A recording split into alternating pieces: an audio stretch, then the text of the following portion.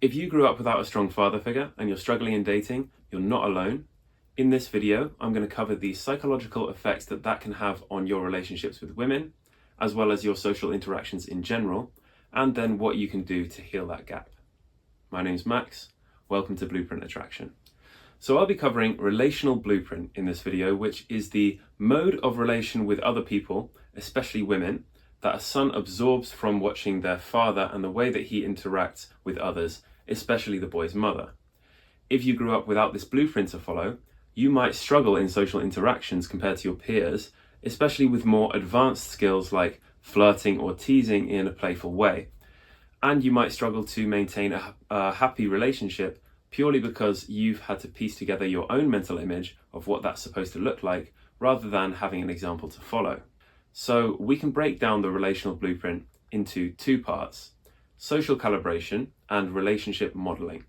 Now, I think it's really important to understand the psychology behind these things, so I'll give you the detail that you need on both and then help you to address them. Social calibration and social skills are basically the most impactful thing that you can have in dating, so this is really important. As a boy, watching your dad interact with people, you're going to pick up on two things. The first is the attitude that he has towards other people. So is he excited to talk to them? Does he shy away? Does he treat people with respect or not? If he seems to enjoy his interactions with others and treats people with respect, then you as a boy are going to learn that other people are generally respectable and fun to talk to, which is a great outlook for you to have growing up because it will encourage you to interact socially, which of course is a skill. Having that positive outlook about others is also going to help you brush off someone's rudeness or an awkward moment as a one-off instead of taking it personally. The second thing is the practical skills and tools that he uses. So that could be anything from assertiveness and patience to more specific skills like setting boundaries, kickstarting stalled conversations, or even formats for jokes.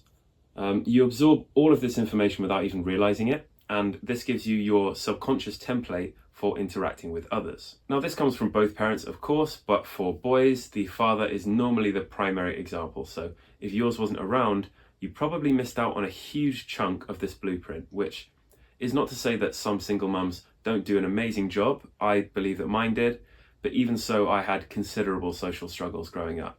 And studies do show that, on average, boys raised by single mothers are less socially capable in a lot of ways. So that's social calibration. Now for relationship modeling. You will have heard before that the parent's relationship sets the standards that children have for their own relationships, both good and bad. So in cases where the parent's relationship is abusive, for example, children internalize that and they are more likely to be abusive to their own partners. On the other hand, if you grew up in a loving, respectful home full of laughter, then you're likely to treat your partners with love and respect and try and make them laugh. For boys in particular, your father's attitude and behavior towards your mother is going to inform how you treat and interact with women. It's going to affect how you view your role within the relationship. It's going to affect how you handle conflict, how comfortable you are with expressing your emotions, and lots of other things. So in this respect, having no father can be better than having a bad father, one that gives you an unhealthy example that you have to unlearn later. That said, you will have gained an internal model, one way or another, about what a relationship should look like.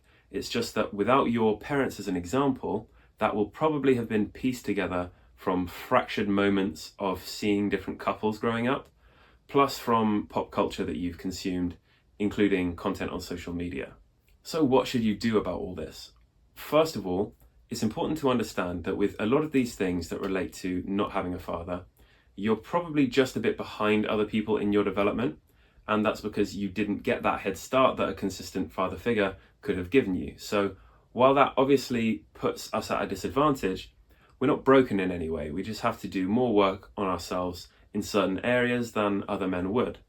And women, of course, have their own struggles from not having a father around, but I'm not as qualified to speak on those for obvious reasons. So specifically in this case, you have some social calibration to catch up on, and you need to analyze and evaluate what a relationship looks like in your head.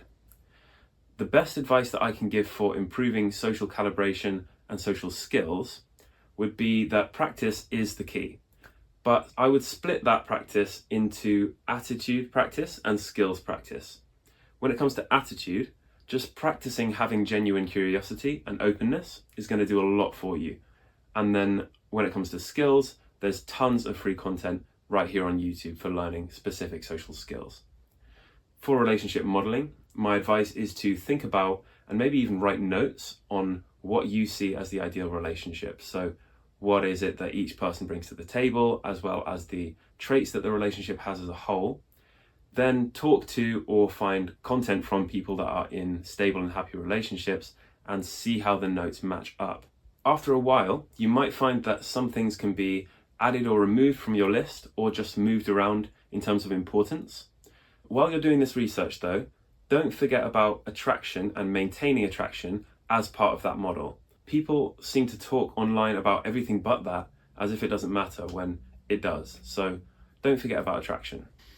So I hope this was helpful to someone. I promise that the time invested in healing these gaps is well worth it. So just keep at it and be patient with yourself. Like and subscribe if you'd like to see more. Have a great day, and I'll see you in the next one.